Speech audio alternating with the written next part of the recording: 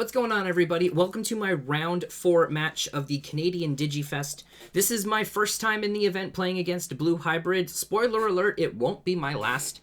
I'm actually very surprised it took me all the way to round 4 to play Blue Hybrid. But I knew it was coming. My opponent goes first. Neither one of us mulliganed here. We were both decently content with our hands. So they went first, so they evolved in Raising and then threw down a Strabimon, and took a level 4 off of that.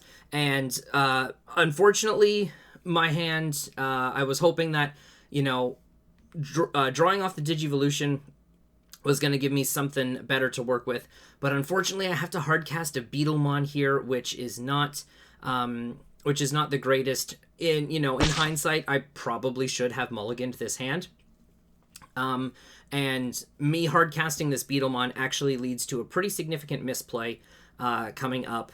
And had I realized it, I would not have made the misplay. And had I done what I should have done, the correct play would have put me in a much better spot for the long term. So I go ahead and bring up the Gaussmon, which is super crucial here against another hybrid deck. So what I do here is where the misplay comes in. I evolve the Beetlemon into a Rhino Kabuterimon. I'm just getting clarification on what this mat does from my opponent. But I evolve the Beetlemon into a Rhino Kabuterimon, thinking it's a 1-cost evolution, because usually when you evolve Beetlemon into Rhino Kabuterimon, you have a tamer in the sources because you're never hard casting. So I do it for 1 instinctively, and I draw the card, and then my opponent reminds me, no, it should be 3 because there's no tamer in the source. And they were correct. I completely screwed that up. And because I drew the card, I'm committed to the play. So I do have to end up paying the 3 memory, which is a really, really rough play on my part. What I would have done had I realized that is I was actually holding on to a JP, and I would have put the JP down on the field.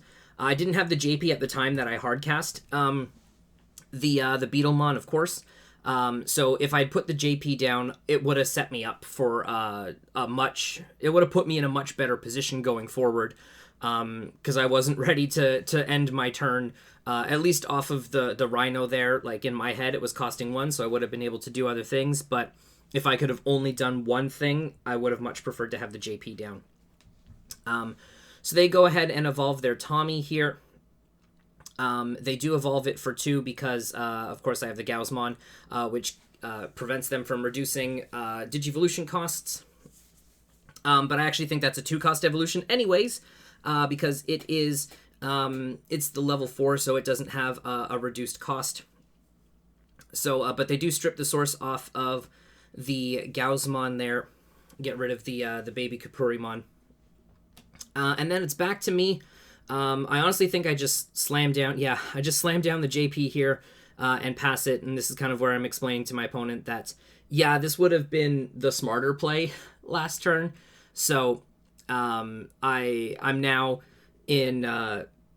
I'm playing from behind essentially after that misplay, and it just put me in a really, really rough state for the rest of the game. So my opponent brings up the rookie from Raising, and they're at 3 memory because JP put them to 2, and then because I have a Digimon with no sources, Matt gives them the additional memory. So they actually go ahead and Digivolve their Matt here. So I lose the Beetlemon underneath the Rhino, and blue is just... It's such a strong deck. It doesn't need a way to like remove your threats, because it's just so efficient at stripping the sources and then freezing the Digimon. And if I can't, attack or block with a Digimon, it might as well be gone. So you know, it's just a really, really strong and efficient deck. It does what it does very, very well. So now I'm left with a Rhino Kabuterimon and a Gaussmon, so at least I still am preventing my opponent from reducing Digivolution costs. But I haven't even made a dent in my opponent's security yet, and I am sitting at 1 security myself. So they drop a Hammer Spark to go up to 2, and then they Digivolve. They put down a Tommy here to choke me to 1. So I draw a Gaussmon, so I'm able to evolve in Raising. But again, I'm playing from behind here, and it's just really rough. There isn't a whole lot I can do because, you know, I don't have a Bokomon, I don't have a Mimi. So just playing while I'm on 1, you could see that I drew the Mimi there. And just being on 1, yeah, JP can work with it, but it's not the greatest position that you want to be in. Ideally, if I had a Boko here, at least I'd be back up at 2, so I could at least do something.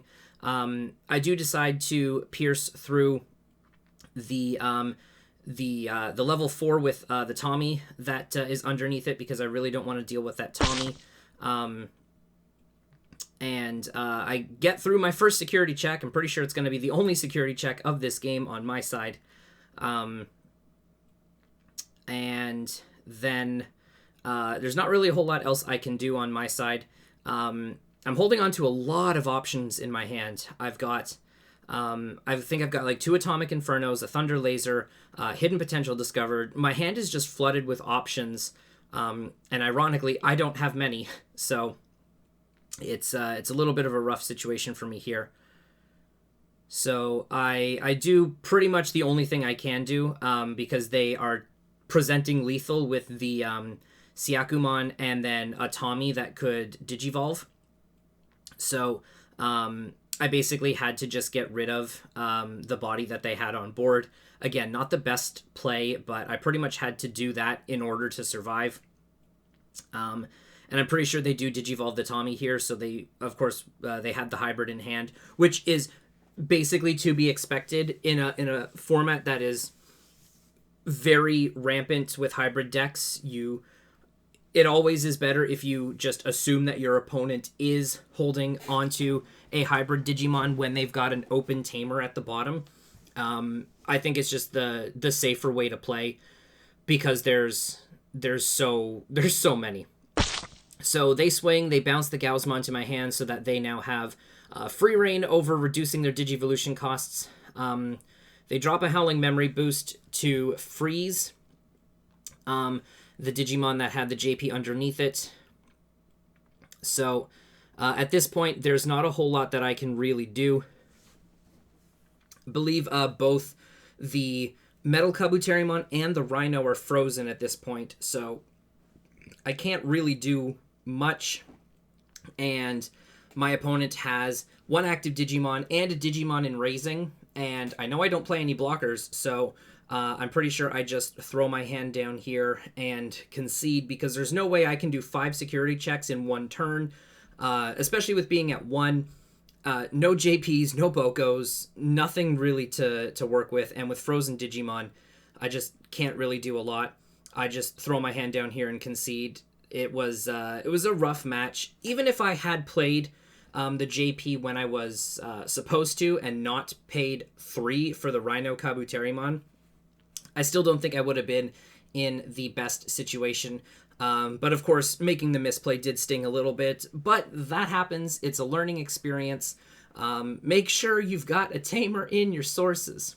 So it is what it is. I'm sitting at 2-2 at the end of round 4. The next video that will be going up is actually round 6, because my round 5 opponent asked that I don't record and publish the match. They didn't try to cheat or anything. They just felt more comfortable if they weren't recorded and the match wasn't published. So I will see you all for round 6. Thank you everyone so much for watching, and I'll see you then.